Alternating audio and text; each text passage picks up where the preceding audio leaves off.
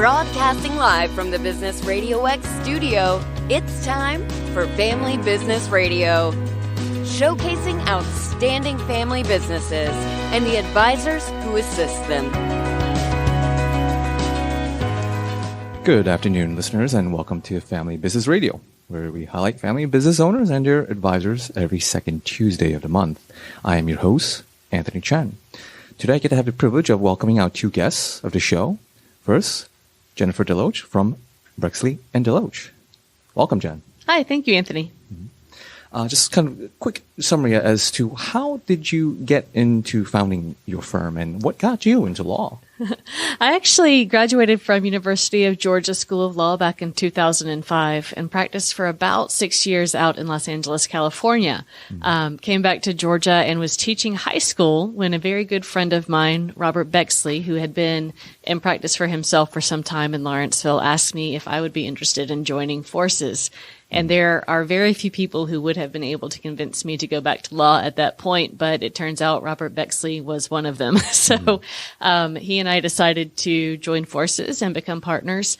And in March of this year, we started working officially as Bexley DeLoach. Wonderful. Now, is there a particular specialty that you two bring together? We do. We're sort of a boutique firm, and so we both sort of bring our own flavor to it. He specializes primarily in business and nonprofit law, and I specialize primarily in family law and estate planning. We do other things as well. We work together a lot on personal injury cases and are sort of carving out a niche for ourselves in defamation, which is a very interesting facet of the law. And we have a number of corporate clients who keep us on retainer to review contracts and answer the kinds of questions that just come up in the day-to-day running of a business. Now, when it comes to all these specialties and the facets of the law, which is something that you find most passionate in yourself? I really enjoy the defamation cases, actually. That's a very, like I said, sort of a niche area of personal injury. When we hear the words personal injury, people often think about physical injury. They think about accidents or slips and falls. But there's a lot more to it than that. Essentially, any kind of civil wrong is a personal injury. And so that's been very interesting. I also really enjoy estate planning, because that's an area where people don't wait until something has gone wrong to go see a lawyer. Sometimes we see people on the worst days of their life, where something has gone wrong unexpectedly. But with estate planning, you get to help people plan for the future so that those worst days are not as bad as they might be. I enjoy family law too, anything that's going to make an immediate difference in people's lives. Sounds like you're really into both the proactive and reactive side. I do, yes, indeed. Well, just kind of a curveball question then will be between the proactive and reactive side, which then do you find most passionate for yourself? Oh, proactive. Because you're coming in with something with already a positive. Or absolutely. I like to help people sort of plan for the future so that, like I said, the worst days aren't as bad as they might be. If I can help somebody avoid the worst things that can happen, that's a good day at the office. Now, I know with so many law firms, what is it that makes it your firm, Bexley DeLoach, so much more unique and different? Yeah. Both Robert and I are lifelong residents of Gwinnett County. We grew up there. We're very passionate about the community. We've both lived at other places and came back home. And so we are very serious about serving not just Lawrenceville, but all of Metro Atlanta and Gwinnett County. We are people who are fully realized human beings, and we like to share that with our clients. They will get to know our senses of humor. They will get to know our own personalities. They know that we care about them on a human level. And so we try to set up ourselves apart that way as being lawyers who really care about regular people. Now, you mentioned him being one of the very few people that can convince you going back into law. How did you meet Rob to begin with? Rob actually married one of my best friends from middle school. So her name is Whitney, and she's fantastic. She's our office manager now, and she's sort of the glue that holds us together. And so when I moved back from California and reconnected with Whitney, at that point, Rob was in her life. And so that's how I got to know him. Wonderful. And going from there and sending kind of this marriage between both of you, how was it, or rather, how long did he kind of convince you going back into law since you've left it, leaving California? Right. He actually asked me if I would consider it in March, and I guess officially we started something going on in April. Oh. So, it didn't take a lot of arm twisting. Okay. It was a really great offer, and I was very happy teaching. I taught law over at Central Gwinnett High School, Go Black Knights. very big, I loved it. But I knew that this was the right time and the right thing for me to do. Now, when you were out in California, were you still also practicing both the defamation and family law? I was actually not family law, but I worked at a boutique business law firm. And so we did business litigation, but I worked on a pretty high profile defamation case out there, which is sort of what got me interested in that area of the law to begin with, for sure. Okay. And on the defamation side, you mentioned it being very unique and not something people would think about personal injury. And I myself kind of ignorant to that. It was most people, the stereotype is personal injury. Oh, car accident. Right, exactly. We all think about that, yes. So can you be quick? I know it's impossible to give a short synopsis in such a short time, but what is something that someone should take into account for or understand what defamation really is? A lot of us have our first experiences with defamation in middle school, right? That's where we first get exposed to the rumor mill. And I think with defamation, the most important thing that a lawyer can do really is educate a client. And so there is a difference between rumors and defamation. Defamation can come in the form of either libel or slander, slander being spoken, libel being written. And in this day and age where everybody's on social media all the time, rumors have always spread quickly, but now they can spread at warp speed. And so the difference is a rumor can be harmless. A workplace rumor, we've all been around them. Someone's getting promoted. Oh, they're going to downsize. Those can be fairly harmless. They might get people upset, but they're not the kind of thing that really injure you.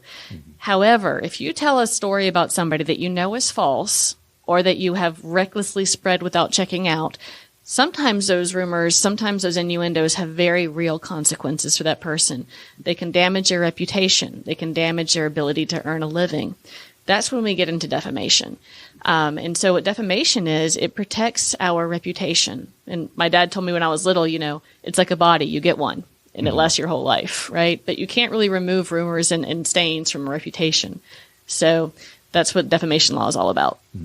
So if someone, in terms of trying to understand whether or not they themselves are being defamed, it would have to be something that's very substantial or in writing. Right. It would be substantial. It doesn't have to be in writing. It can be a spoken rumor. Slander is all spoken. But it does need to be the kind of thing that will tend to injure you, cause you injury, whether that's humiliation or ridicule, or whether that is actually harming you in your occupation or trade. It goes beyond a mere rumor. It's something that is intended to be harmful. You mentioned something in terms of not just the reputation, but the cost on someone to be able to make a living. Is this something that a business owner should definitely be keen? For sure.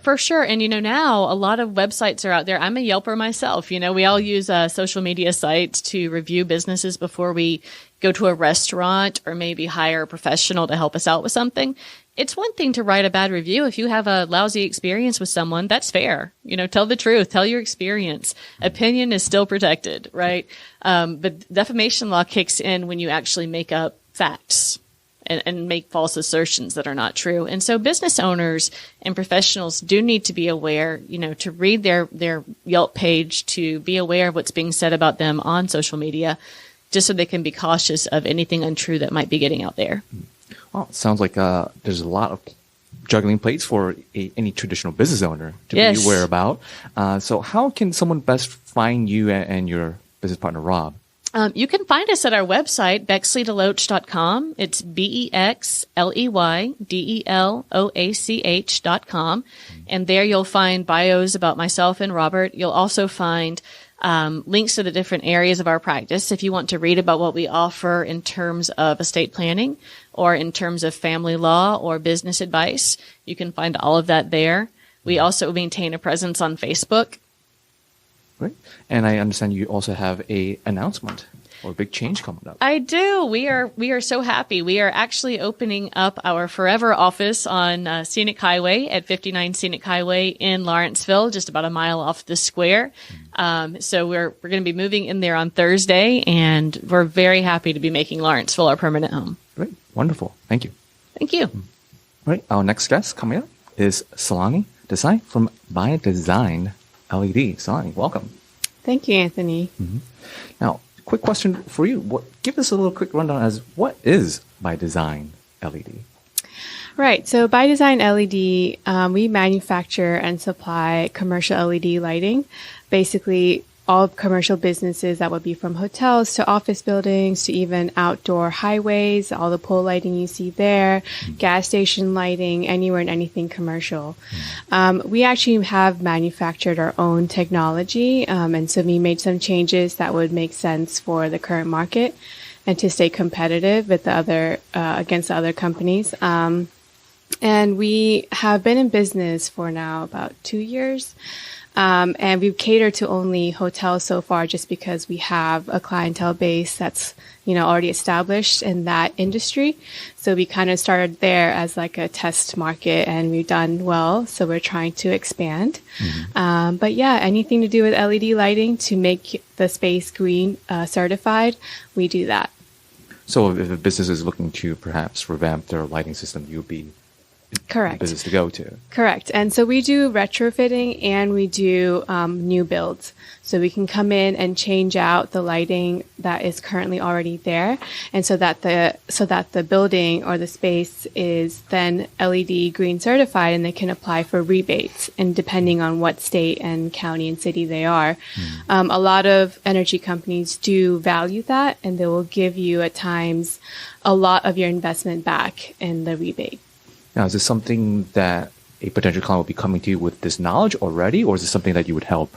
Right. So I'm glad you asked that because we kind of started out with just supplying. And so usually our clients would come to us with the prior knowledge of exactly what they wanted.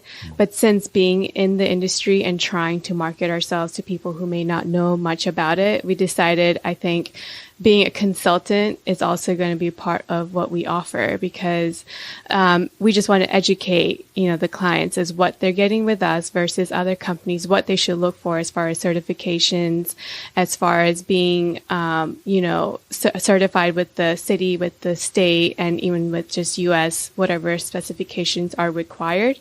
Right now, unfortunately, because LED industry is still unregulated.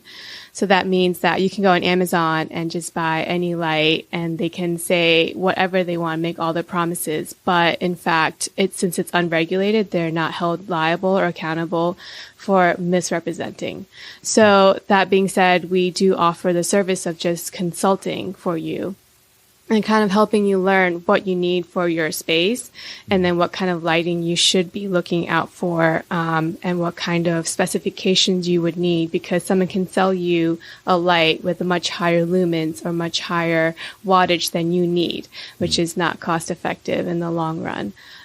So we offer that to our clients and we kind of say, at the end of the day, whether our lights meet your needs at this time or not, we encourage you to come back to us if you have any questions. And then so far in the 2 years, we've had people go with the wrong lights because it was cheaper. And, it's always the cost that's the main factor. And then they come back to us literally a year later saying, we would like your services. We would like the lights. So it's not just the lighting you're providing, it's right. The consultation and being objective with it. Yeah. And because we've learned a lot in just the manufacturing side of it, what goes into it. And so I myself don't have any background in LED lighting, but it's been a learning curve for me. And I have educated myself and I'm still obviously learning a lot more about it. But I think that it's important to pass on that information, which sometimes a lot of companies don't share just because they think that the person on their side may not need to know it or it's something that's over their head and it's too much information, which I don't believe. I think all information is good and it's just a matter of, how you teach someone. Sure. So what motivated you to starting this business? So my father and I started together. He is already established in the hotel industry and he does reconstruction renovation work. And so he has built his business over 20 years and, he does a lot of the, construction side, but then he also supplies all the case goods. And then now he has slowly built it up to that point where he does turnkey projects. So everything from after the structural walls are built, you have your bones up and we kind of go in and completely take over. So we do the manufacturing of, all the material that they would need that will be shipped in from abroad. We do the renovation work. We have our own crews. But nowadays, in the past 3-4 years, people are saying, well, why don't you offer LED lighting, or where do I go to get that? Because a lot of brands are so far just encouraging their franchisees to do LEED certified. But we foresee that in the future, it's going to be more of a requirement. So our client started asking, and my dad, usually he likes to make sure he knows information well before he's passing the client along to, any vendor or whatever. But he said, well, honestly, I don't know enough about the industry yet. But at one of his trips to China, where we have some of our factories, he said, I will do some research and get back to you as to what is appropriate for your project. And he decided, you know what, there's a market here, there's a market need, so I'm going to test it out. He went to some of the facilities and said, for my specific needs and the hotel projects I'm working on, is there a way we can kind of manipulate the technology so that installation costs stay low? And we made that happen. But basically we started out as just like something we needed for one project and kind of establish a company from there. So. And how did then you get involved with the whole project itself? Because it sounds like your dad was understanding, trying to be reactive. Well, not reactive, but proactive. Because you mentioned potentially right now it's kind of optional, but coming down a pipeline, it sounds like it might be mandatory. Right. Yeah. And not only that, but I saw opportunity as far as cost savings are concerned, because the way that our lights are manufactured, we guarantee 5 years warranty on the lights. But 5 years, you're still operating at an 80% performance on those lights. So that being said, it should last you a lot longer.